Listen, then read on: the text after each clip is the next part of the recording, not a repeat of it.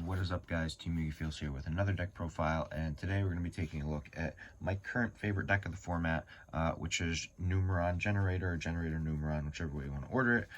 This deck is really fun to play. It doesn't take a lot of thinking for the most part. You know, you're just kind of doing simple Numeron plays, which are followed by your generator plays on your opponent's turn. So it's nothing out of the ordinary. It's pretty simple and easy to learn. The deck overall is fairly budget too, I feel, for the current state of the format, considering what everything else is running in price. So I think that you can definitely make this deck work if you are trying to play on a budget. There are obviously certain ways that it can get somewhat pricey, but you can kind of maneuver your way around that. So I'm going to showcase this, and I'm going to preface before I start showing all the cards that I don't have a side deck put together for this yet. The only reason being is that I'm waiting for cards to come in the mail that I had ordered. I have to wait for those to show up in order to properly assemble my side deck. So there will be no side deck in this video. That's okay though, because everyone can kind of decipher what's good in the format. I think that the side deck portion of things in all my deck profiles, I preface, is very biased depending on what your locals is looking like. But I'm going to go ahead and just showcase to you guys this really cool fun deck that I definitely enjoy playing. So we have Triple Lopter. You don't use him as much as you do in like a pure generator build, but basically if you don't know what he does, you tribute him to summon a generator from your deck, which is pretty important. Then we have 2 Har. He's kind of your Omni negation, which is really important in the deck. You basically, when you do your Numeron play, you're going to summon him on your opponent's turn, and then have your utopic Zexal, and your opponent probably won't be able to play past that. Then we have 1 Mardell, 1 Nidhogg. I opt to play the 1 Dovelgus or Dovelgus. I think it's okay. I might end up cutting it soon. I'm not sure yet. I'm still trying to figure out if I fully enjoy the card being in the deck, or if it can get cut down from the list. I play, and I'm gonna like mispronounce some of these names here, but the Utgarda or Utgarda, however you pronounce it, Utgarda. He's basically a banish from your opponent's field. Card's pretty good to play 1 of. Most of these you just play 1 of, to be honest, because you don't ever want to draw them for the most part. And then we play 1 copy of Hela, who is kind of like a Monster Reborn or Called Haunted, however you want to think about it. It's a pretty solid card overall, just being able to bring back some of your generators from grave. So those are all the generator monsters. Moving on to some other monsters here. We have 3 Numeron Wall.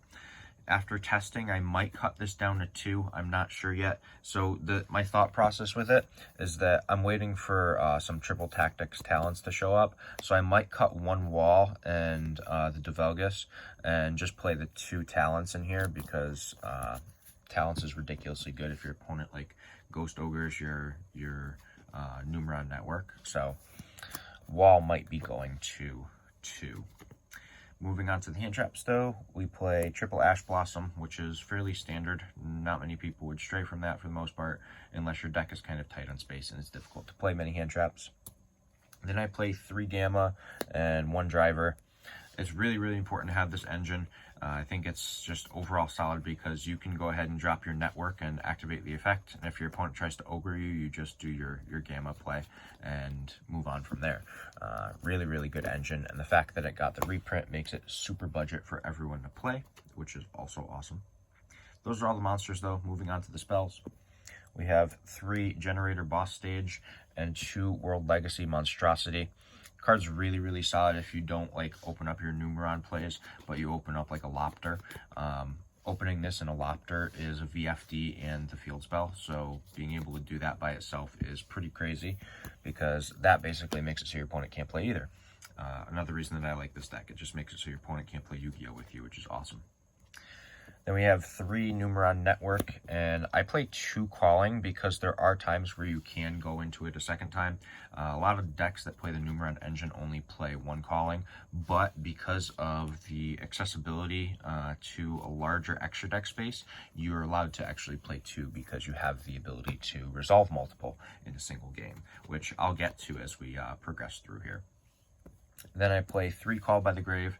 You really don't want to get hand trapped in this deck, so playing the Called bys are overall just really solid. Then we have, for the one-ofs, just one terraforming and one set rotation. Set rotation is okay. Honestly, I'm not enjoying it as much as I thought I would. I'm contemplating cutting it for an upstart goblin, or using that as like a triple tactics talent slot. Card's okay, it doesn't come up too much, as much as I would like to anyways. Then the traps, triple imperm for our other hand trap / regular trap. Card's just ridiculously good. I don't really have to go into explanation for that. It's just one of those cards where when you play it, it's probably going to help you win some games because your opponent can't call by it, which is also really, really good. Then I play 2 Generator boss fight. I thought about cutting one of them for boss room, but seeing I'm not playing the Generator spell that searches, I have no reason to do so. So I opted to just keep boss fight because it just helps me excel my plays even further. That is the entire main deck, though. I'm going to go ahead and hop over to the extra deck here, and you'll quickly see why I'm playing multiple Numeron Calling.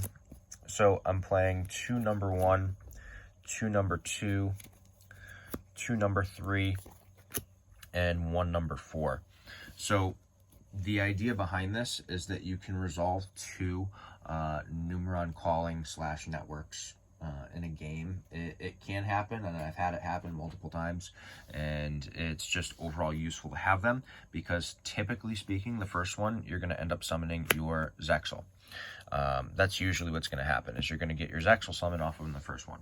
Let's say that your opponent can't actually play through all of it and you get a second turn, then you have other things you can do in the deck, such as summoning a Blackluster Soldier, summoning an Infinitrack Fortress Megaclops, or summoning a Saryuja Skuldread.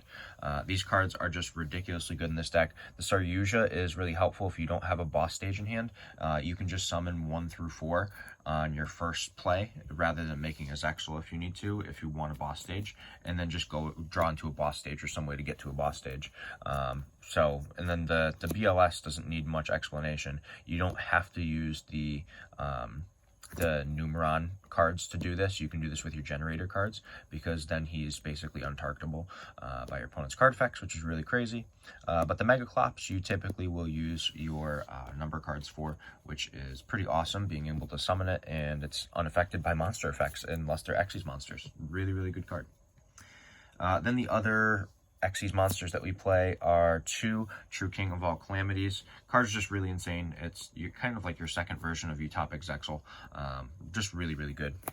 1 Infinitrack Earth Slicer. I really like this card. I think it's just an overall solid card, being able to pop multiple cards on the field.